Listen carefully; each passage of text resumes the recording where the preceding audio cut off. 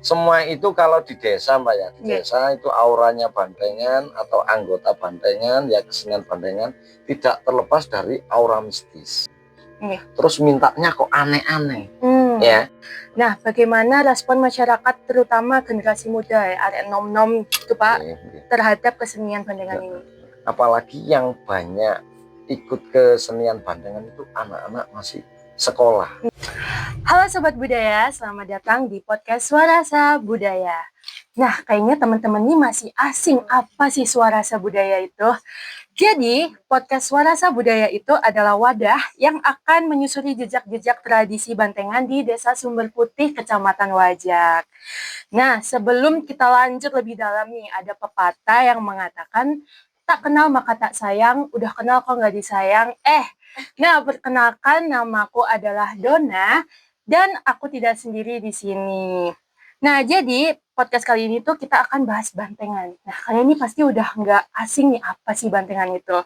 Jadi kita langsung kulik aja Bantengan ini bersama dengan Bapak Soleh. Nah, mungkin dapat diperkenalkan terlebih dahulu Bapak dengan siapa dan apa peran Bapak sendiri terhadap kesenian Bantengan di Desa Sumber Putih, Bapak? Ya, terima kasih untuk rekan-rekan ya pada kesempatan sore hari ini. Nama saya Bapak Soleh, terima kasih, beralamat Sumber Putih, Sarirejo, Wajak. Saya terlibat di tradisi Bantengan sebagai pembawa acara. Mbak ya, untuk lebih lanjut kemungkinan Bantengan di wilayah Sarirejo, Sumber Putih, Wajak kan itu yang mau ditanyakan. Nah, dari segi mananya dulu Mbak? Mungkin dari segi filosofi Bapak boleh. Filosofinya dulu. Kalau filosofinya Bantengan Mbak ya, kalau di wilayah Sarirejo, Sumber Putih, Wajak ya, amat tradisinya amat dicintai masyarakat Mbak. Oke. Nah, perkumpulnya Bantengan itu Mbak, kita sebenarnya dari awal ya, dari awal itu kita terdengar cuma bisik-bisik aja.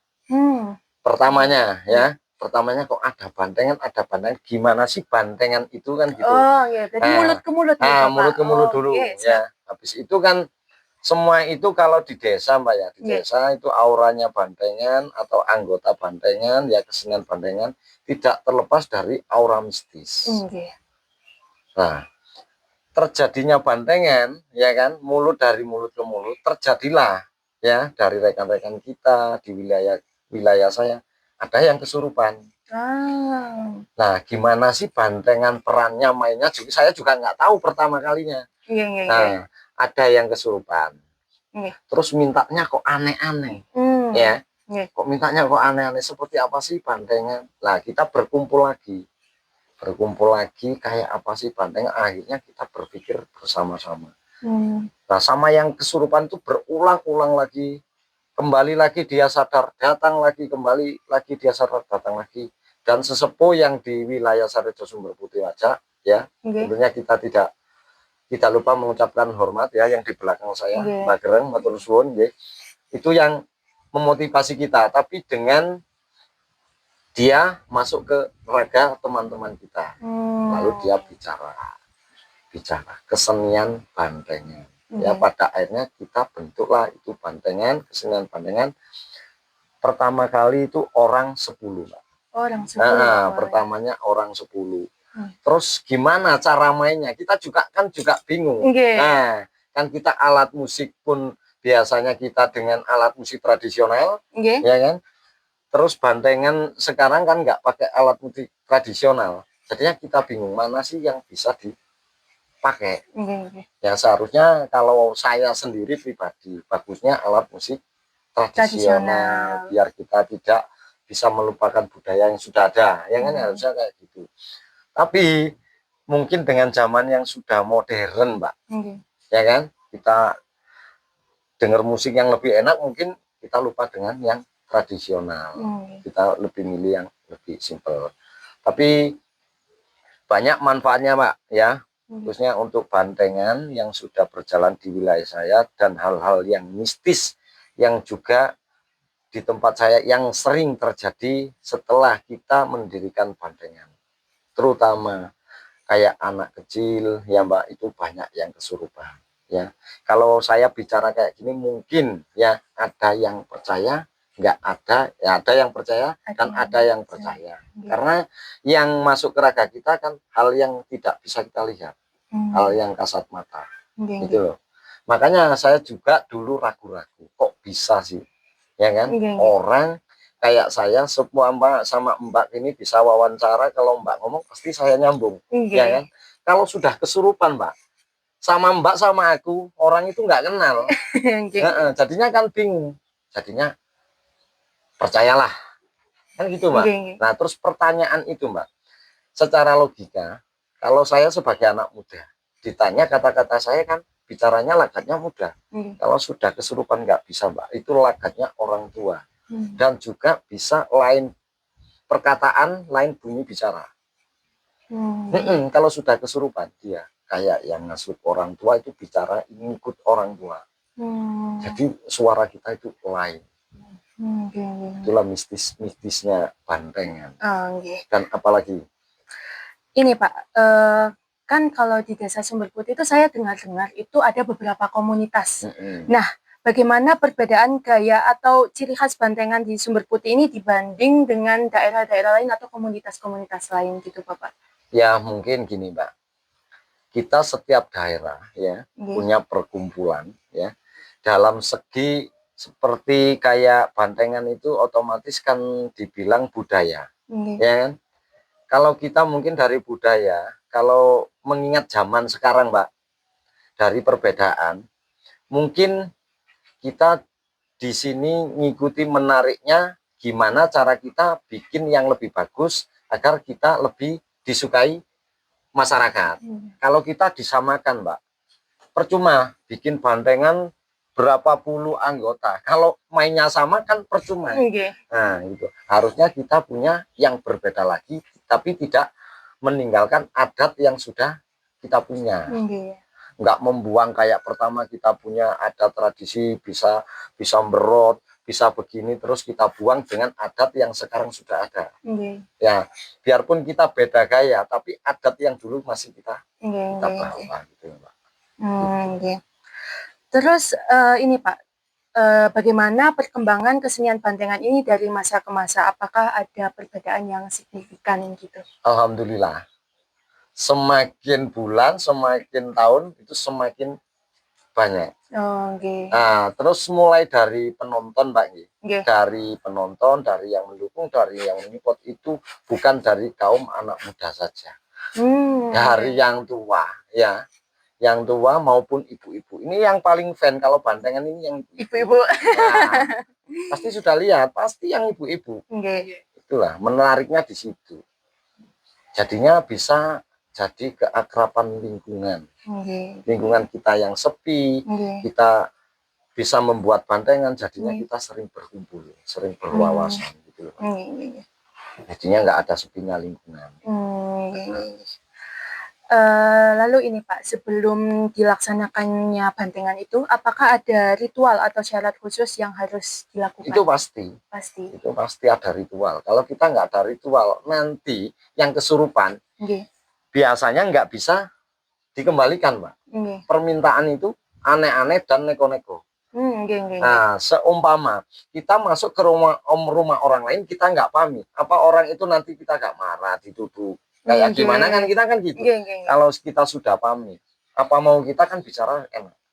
Seumpama Mbak minta air putih, Mbak minta minum kopi, kan seperti itu. Kita kan bisa saling nyambung kalau sudah interaksi dengan barang bayangan sudah nggak bisa dilihat gitu Mbak. Nggak bisa ngomong dalam hati. Jadi dari beberapa sebelum dilaksanakannya bantengan, waktu pelaksanaannya bantengan, dan sesudah bantengannya itu berarti ada ini ya Pak, kayak rangkaian kegiatannya sendiri. Ada rangkaian kegiatan, kita berkumpul, itu menjelang 1 minggu belum kita laksanakan Mbak. Itu kita sudah musyawarahkan. Diagendakan. Nah, dari mulai pertama kayak apa yang dibutuhkan, terutama kalau kita bantengan tidak bisa menghindari dari hal-hal yang mistis. Kita terutama untuk sesajen. Untuk makannya yang kita undang untuk dimainkan di dalam anggota atau di kesenian. Masing-masing orang itu makanya beda-beda Mbak. Kita bandengan 10 ya, bandengan 10 ini satu bandengan lain makanya.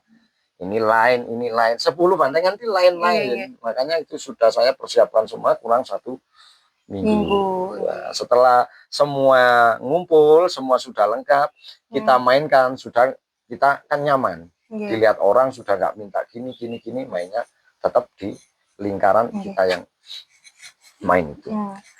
Jadi kan berarti ini ya Bapak, perkembangan bandengan ini bisa dibilang pesat lah.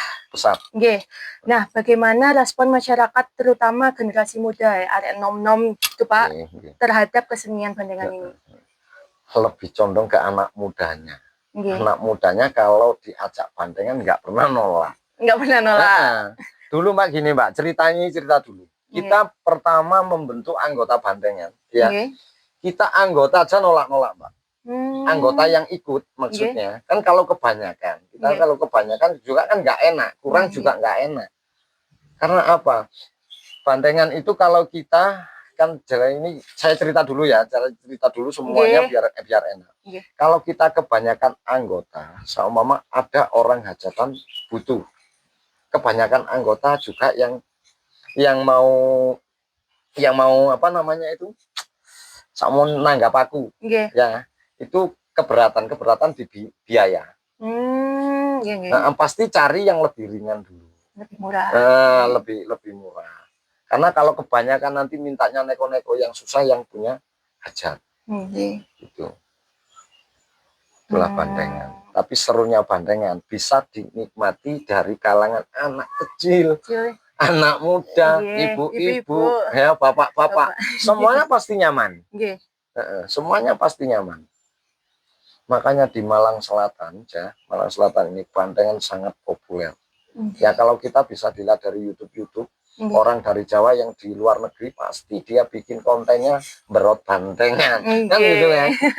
Padahal dia nggak pernah lihat, nggak pernah lihat. Tapi di YouTube-nya dia pasti berot bandengan, lagunya bandengan, karena terpopulernya di situ. Itulah kehebatannya orang desa mungkin. Nah, dari beberapa audiens yang dari anak-anak sampai orang tua itu Bapak, mungkin pasti adalah muncul tantangan. Jadi apa saja tantangan yang dihadapi dalam melestarikan bandengan di zaman sekarang ini Bapak? Apalagi kan ada perubahan dari segi musik. Dari yang dulunya musik gamelan, lalu berkembang menjadi musik modern menggunakan sound horeg. Apakah itu termasuk salah satu tantangannya? Ya, itu salah satu tantangan. Dan di dalam itu ya bandengan itu kan dominan di anak muda. Apalagi yang banyak ikut kesenian bandengan itu anak-anak masih sekolah. Saking semangatnya, ya kan, anak-anak masih sekolah. Ya itulah suatu support yang bagus untuk generasi yang akan datang. Tapi dampak kita untuk anak muda yang masih sekolah ini saya bingung juga. Ya, kalau performnya malam ini sampai pagi lah, untuk besok sekolahnya itu loh. Nah, kita di situ ada kendalanya di situ. Gitu loh. Karena giatnya bandengan itu pasti anak yang masih sekolah, anak-anak yang muda. Masih giatnya bagus, performnya bagus. Kalau disuruh tampil pasti gayanya bagus karena dia masih punya jiwa yang muda, pemikirannya ingin dilihat orang lebih bagus. Nggak seperti saya udah tua, ya kan? Tingkah segini sudah pegel ini Mbak. Kalau yang masih muda-muda sekolah, waduh, biarpun tingkah kayak dia semangat ditonton orang kan gitu. Cuma kendalanya di situ, kita ngatur waktunya nggak bisa. Ya pasti itu ada kendalanya. Apalagi mengenai sekolah kan juga kita nggak bisa ngotot. Nah, dari tantangan itu tadi Bapak, mungkin Bapak mau menyampaikan harapan atau pesan panjenengan terhadap kesenian bandengan ini ke depannya, terutama generasi muda tadi dalam menjaga warisan budaya. Ya, semoga semua ini yang sudah terjadi dan sudah kita bentuk ya. Bandengan ini kan berjalannya masih 3 tahun, Mbak. Nah, dulu ada Mbak, bandengan kayak gini dulu ada, cuma adanya dulu di pencak silat. Tapi sekarang kan sudah satu anggota full itu sudah bandengan. Ya saya titip untuk kaula mudanya, untuk generasinya, ya tolong dijaga, lestarikan budaya ini dengan bagus. Kita kalau ada acara ya seperti kayak di lingkungan kan kayak gitu, jangan sampai kita euforia kelebihan untuk khususnya untuk anak muda, biar kita nggak apa ya, nggak terjadi hal-hal yang anarkis. Terutama kan kalau bantengan itu pasti kan di sound horeg, ya kan? Sound horeg kan musiknya luar biasa enaknya. Kita ke bawah di situ pasti kita lupa. Ya mungkinnya saya titip sama yang muda-muda, jangan sampai kalau kita terdengar musik bantengan yang sangat enak, jangan sampai kita mengganggu kenyamanan penonton. Itu saya titip itu. Luar biasa yang disampaikan oleh Bapak Soleh. Semoga yang disampaikan oleh Bapak Soleh ini dapat diterima dengan baik oleh audiens yang mendengarkan. Terima kasih banyak Bapak Soleh atas cerita dan semangatnya dalam menjaga bantengan ini untuk tetap hidup ke depannya. Nah, Sobat Budaya, budaya itu bukan hanya tontonan, tapi juga tuntunan dan identitas yang harus kita jaga bersama. Sampai jumpa di episode selanjutnya, karena langkah tradisi tak boleh berhenti. Salam budaya.